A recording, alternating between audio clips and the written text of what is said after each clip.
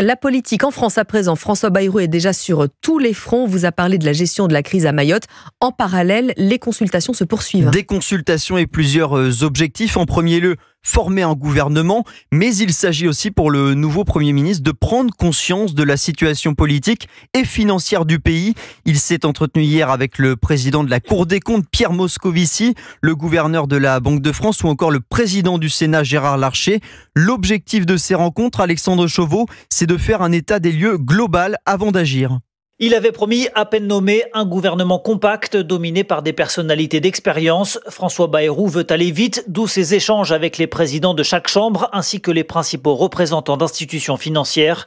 L'objectif, c'est de dresser une feuille de route qui servira de base à ses futurs ministres.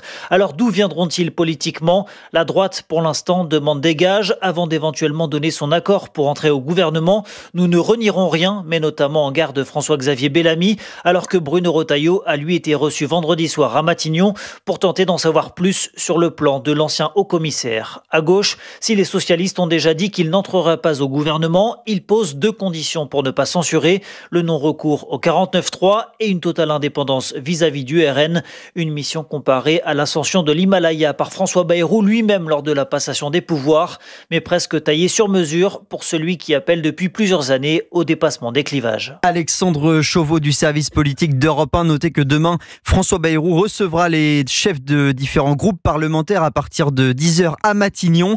Et ce matin à 10h, Sandrine Rousseau, députée écologiste de Paris, sera l'invitée du grand rendez-vous sur Europe 1.